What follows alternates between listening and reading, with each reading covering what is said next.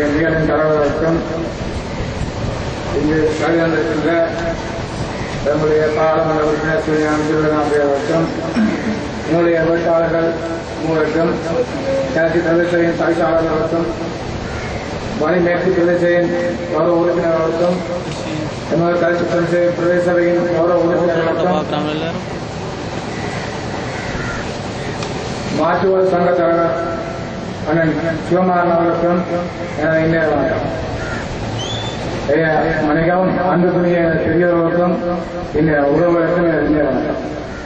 நாங்கள் வடமாகாண சபை தேர்தலிட்டு இந்த பிரச்சார கூட்டத்தினை நடத்தி வருகிறோம்.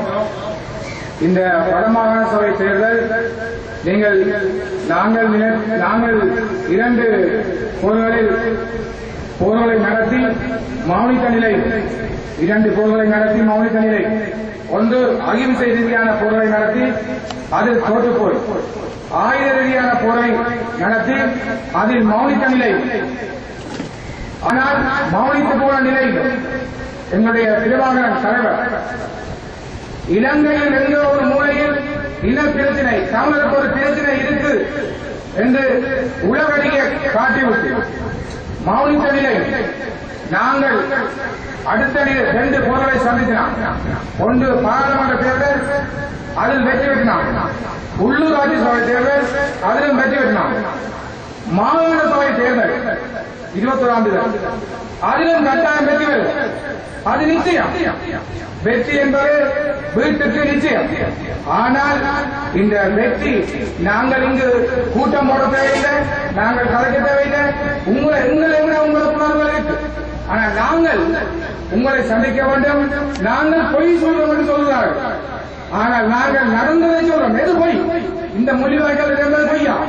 எங்களோட போராளிகள் இருந்தது பொய்யா? எத்தனை மாநிலங்கள் இருந்தாங்க? எத்தனை மக்கள் இருந்தாங்க இந்த மாநில? இந்த மாநில எத்தனை இழப்புள்ள சங்கத்து போட்டு கலைக்கிறாங்க.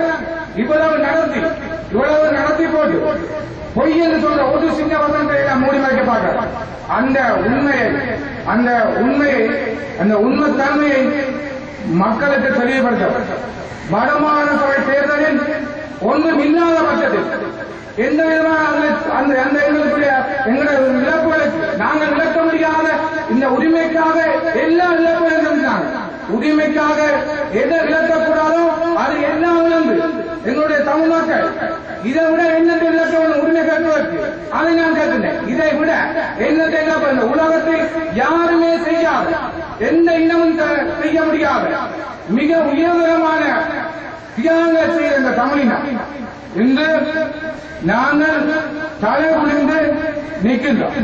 அந்த தலைகுனிவுக்கான காரணம் இந்த 21ஆம் தேதி நாங்கள் தோற்று போயில்லை என்று நீங்கள் கட்டாயம் காட்டுவீர்கள்.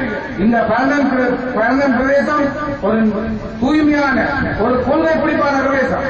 இந்த கொள்கை என்பதில் வாழ்ந்த பிரதேசம். இதில் யாரும் வழிதோறி போக மாட்டார்கள் எங்களுக்கு நிச்சயம் தெரியும். நாங்கள் எங்களுடைய கொள்கைகளையும் எங்களுடைய மக்கள் தெளிவுகளையும் ஒவ்வொரு பிரதேசமாக இந்த கூட்டம் நடத்தி வருகிறோம். நாங்கள் பிரதேசங்களை கைப்பற்றினாங்க. பிரதேசங்களை கைப்பற்றி எங்களால் இயன்ற சிறிய உதவிகளை பிரதேசத்தை பற்றி பாட்டெழுதி பிரதேசத்தை பீஸ் அடித்து விற்கின்றார்கள். துரோகி ஜனநாயக பிரதேசவை நாங்கள் பிரதேசவை நடத்தி போட்டு பிரதேசவையில் உள்ள காட்டு சட்டங்களை போட்டு எங்களை அந்த நிதி எடுக்கக்கூடாது, எங்களை இந்த நிதி எடுக்கக்கூடாது, எங்களை வாகனம் எடுக்கக்கூடாது, பெட்ரோல் எடுக்கக்கூடாது என்று எங்களை தடுத்து வைத்துக் கொண்டு இந்த பரந்தன் சந்தையை பற்றி கூட எங்களுக்கு 10 தலைவர்கள் எங்களை பேசுவதனால எங்களுடைய மக்களுக்கு தெரியாது. நாங்கள் என்ன வழியில் எங்களுக்கு கிடைக்கின்ற எங்களுடைய நிதிகளை எல்லா சந்தைகளுக்கும் இந்த விஸ்வ உலகம் வன்னியர்கள் அபிவிருத்தி செய்ய வேண்டியது. ஆனால் நாங்கள் எங்களுடைய பணம் எங்களுடைய பிரதேசத்தில் இருக்கின்ற பணம் 6 கோடி ரூபாய் நாங்கள் அதை கை வைக்க முடியாது. ஆளுநரின் அனுமதிகள் இப்படிதான் இந்த பிரதேசம். ஆனால் மாநிலங்களை நாங்கள் கைப்பற்ற மூலம் எங்களுக்கு அந்த பிரச்சனை இருக்கா? அங்க ஆளுநர் நடவடிக்கை நாங்கள் இருக்க மாட்டோம். எங்களுடைய நாங்கள் எந்த டைம்ல நாங்கள் இருக்க முடிய மாதிரி. ஆகவே அன்பான உறவுகளே, நீங்கள் இந்த 21ஆம் தேதி வரைக்கும் இன்னும் 19 நாட்கள், இந்த 19 நாட்களும் இந்த 19 நாட்களும் என்னுடைய வேட்பாளர் உங்களுக்கு தெரியும். என்னுடைய வேட்பாளர்கள் மிக 2 பேர் கல்வி ரீதியாக சேவைகளை செய்து ஓய்வு நிலையிட்டார்கள். ஒரு பசுபுலி ஐயாவர்கள் என்னுடைய சமூகத்துக்கு நிறைய சேவை செய்து ஓய்வு நிலையில் இருக்கிறார். நாங்கள் எங்களுடைய பாராளுமன்ற உறுப்பினர் நல்ல தெரிவு என்று எல்லா மாவட்டத்திலும் தெரிவுகளை விளைவு எங்களுடைய கிளர்ச்சி மாவட்ட தெரிவு நல்ல தெரிவு என்று இப்போ என்ன பேசப்பட்டார். இந்த தெரிவு நல்ல தெரிவாக இருக்க வேண்டும். அது நீங்க எல்லாம் அதற்கு பிரியாளிக்க வேண்டும். 21ஆம் தேதி இன்னும் 19 நாட்கள் இருக்கின்றது. அந்த 19 நாள் 157